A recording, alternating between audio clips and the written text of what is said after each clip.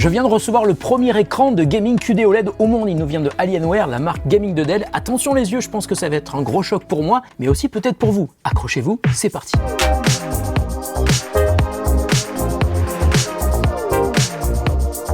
Salut à tous et à toutes, c'est Nico, j'espère que vous allez bien, moi ça va super bien comme d'habitude. Dès que je m'apprête à tester des écrans pour PC, j'ai les yeux qui brillent car j'adore ça, mais il est quand même super difficile de s'y retrouver tellement le choix est large quand on cherche un écran pour le gaming. D'expérience, les écrans incurvés, pour l'immersion c'est l'idéal, encore faut-il que la qualité d'image soit au rendez-vous, et c'est ce que nous propose Alienware avec cet écran qui est assez incroyable étant donné le prix auquel il est vendu. Je vais tout vous expliquer. Alors le AW3423DW, merci Dell pour la référence à rallonge, c'est donc le premier écran de gaming avec une dalle QD OLED. C'est le premier du genre qui a été annoncé, et pour vous expliquer pourquoi c'est une petite révolution, il faut d'abord comprendre ce qu'est le QD OLED. Alors je vais essayer de faire au plus simple, j'ai fait des recherches, je pense que vous allez vite comprendre. Alors jusqu'à aujourd'hui sur le marché, on avait d'un côté des dalles OLED avec un contraste infini, des couleurs éclatantes, mais dont l'inconvénient était la luminosité qui n'atteint pas celle des QLED par exemple. Et puis de l'autre, on avait donc des écrans qui proposent la technologie Quantum Dots, donc les QLED, qui existent depuis longtemps et qui permettaient d'améliorer grandement le rétroéclairage, qui proposait donc une excellente luminosité, mais une qualité des contrastes et des noirs qui n'était pas au niveau de ce que proposait l'OLED. En gros, Dell a pris le meilleur de ces deux technologies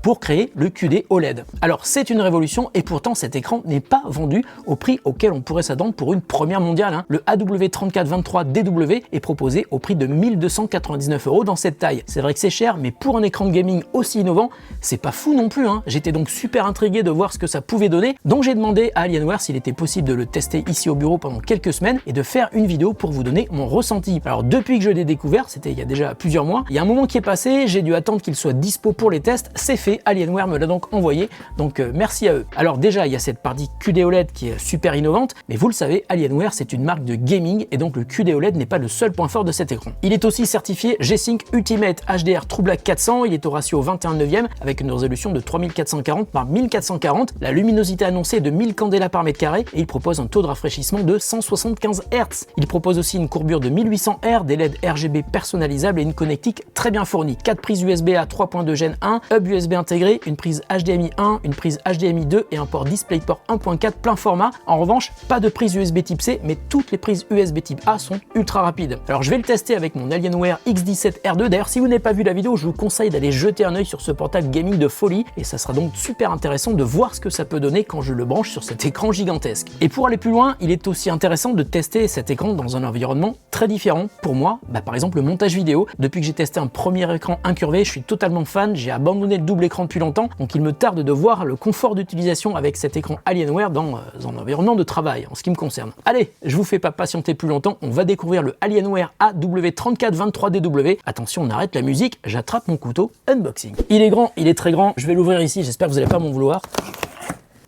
Ouh, c'est gros. Alors je vais commencer par les câbles qui sont livrés avec. Tout d'abord, il y a un câble USB type A vers USB type B. Donc ça, c'est pour utiliser l'écran comme un hub USB. Ensuite, il y a un câble HDMI, un deuxième câble en DisplayPort 1.4, plein format des deux côtés, et un câble DisplayPort plein format vers mini DisplayPort. Et enfin, il y a un câble tout bête d'alimentation, un Choco, parce que le transfo est à l'intérieur de l'écran. Alors je continue. Ça, c'est quoi? Je pense que ça doit être le pied parce que ça a l'air bien lourd.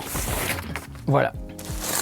Alors ensuite, il y a la partie fixation pour l'écran. Donc ça, c'est le pied qui est vraiment massif. Et puis le support pour fixer l'écran sur le pied. Ah, il y a une petite boîte Alienware, je ne sais pas ce qu'il y a à l'intérieur. De la documentation. Ça, c'est la partie qui va permettre de fixer l'écran au pied. Ça, je pense que ça va être le cache pour l'arrière, pour planquer toutes les entrées et les sorties, et puis planquer tous les câbles à l'arrière de l'écran.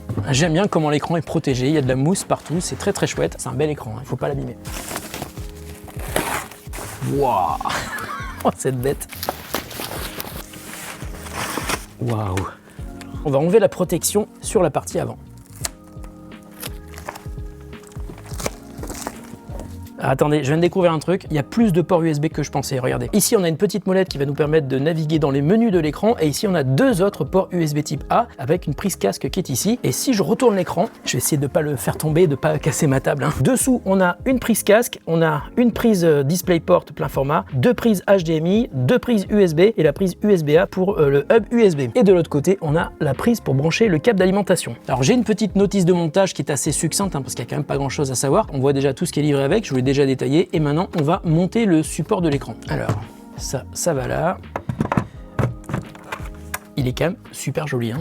Il y a une petite vis dessous qu'il faut visser pour fixer le support de l'écran au pied. Voilà, c'est fait. Alors ça, vous savez ce que c'est? Eh ben ça, c'est le support VESA qui permet de fixer l'écran au mur si on a besoin. Moi, je vais le fixer directement sur son pied, donc on va poser ça pour le moment. Et ben voilà, c'est fini. C'était rapide.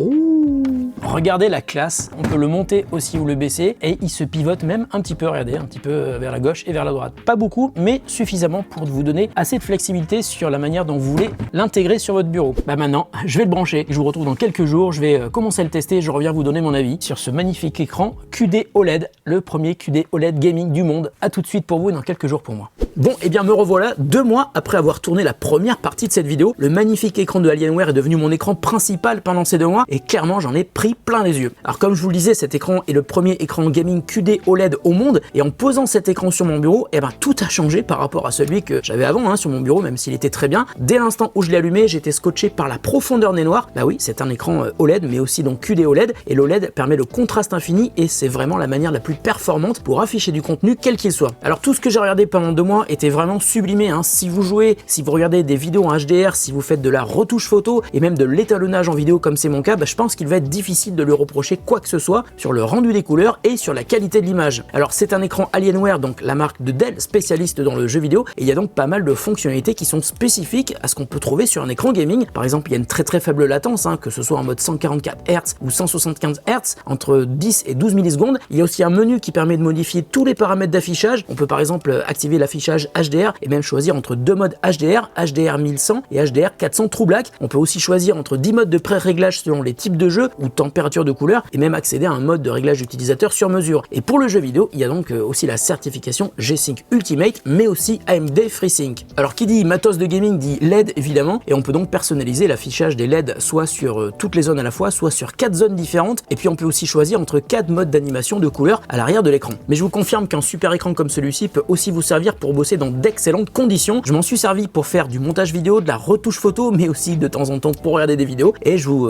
assure c'est ultra confortable. D'une part parce que le QD OLED, donc l'OLED, permet un respect des couleurs qui est exceptionnel, qu'il y a aussi le fameux contraste infini de l'OLED et le format 21/9 est parfait pour ceux qui détestent travailler avec 2 écrans côte à côte et c'est mon cas. Je préfère un grand écran et encore mieux un écran 21/9 pour ne pas avoir de séparation entre 2 écrans qui seraient posés côte à côte devant moi. Et puis le côté incurvé, je vous en avais déjà parlé, pour moi c'est un atout indéniable parce que quel que soit l'endroit où vous regardez sur votre écran, vous êtes toujours à égale distance entre vos yeux et l'écran. Ensuite, ce qui m'a aussi beaucoup plu, c'est l'aspect très complet de la connectique. On l'a détaillé au début quand on faisait l'unboxing, il ne manque rien pour brancher vos sources et puis il y a également un hub USB intégré pour y brancher d'autres périphériques plutôt que de les brancher directement sur votre ordinateur. On peut aussi noter le fait que la gestion des câbles a été bien pensée puisqu'on peut tout faire passer dans le pied de l'écran. Alors si je pouvais quand même reprocher quelques trucs à cet écran, tout d'abord c'est sur le côté extérieur, les finitions sont assez moyennes. Je trouve que l'ensemble fait un petit peu trop plastique, que ce soit le contour de l'écran ou le cache arrière. Clairement Alienware a préféré privilégier ce qui est à l'intérieur plutôt que l'aspect extérieur de l'écran, même si quand on le regarde de loin c'est très joli avec un design assez futuriste et puis ces fameuses LED RGB à l'arrière par exemple. Alors ensuite il y a un détail que j'ai remarqué dès que j'ai remplacé mon ancien écran par celui-là, quand on est très près de l'écran, mais vraiment très près, là je vous parle vraiment à 20 cm, on a l'impression de voir le contour des lettres de manière peu précise. Par exemple quand on lit du texte, ça m'a sauté aux yeux tout de suite, mais je me suis aperçu au bout de 24 heures que j'avais totalement oublié ce défaut et je l'avais même oublié quand je commençais à écrire la deuxième partie de cette vidéo. J'ai dû reprendre mes notes que j'avais prises dès que j'avais commencé à tester cet écran. Donc mis à part la partie extérieure qui n'est pas à la hauteur de la qualité de l'écran et puis ce petit manque de précision dans les textes que l'on peut lire sur l'écran, je trouve que ce QD OLED est vraiment ce qu'on peut appeler un game changer, c'est-à-dire que rien ne sera plus comme avant après celui-ci. Alors j'ai eu la chance de bosser 8 heures par jour devant cet écran pendant 2 mois et je sais qu'aujourd'hui changer d'écran va vraiment être un crève-cœur pour mes yeux car on s'habitue très vite à la qualité de la dalle. On va dire que c'est un petit peu la même chose que quand on passe d'un écran LCD à un écran OLED, on est bluffé par la qualité des contrastes, par le rendu des couleurs, et là avec le QD OLED on a en plus une luminosité supérieure à celle d'un écran OLED classique. Ah, juste un détail à propos de l'OLED, dans les menus de l'écran il y a possibilité de rafraîchir les pixels ou même la dalle complète et ça c'est super utile pour éviter le marquage. D'ailleurs une autre info intéressante que j'ai découvert quand je préparais la deuxième partie de cette vidéo, l'écran est garanti 3 ans anti-burn-in, donc contre le marquage de la dalle auprès de Dell. Voilà, je pense qu'aujourd'hui Alienware a placé la barre très haut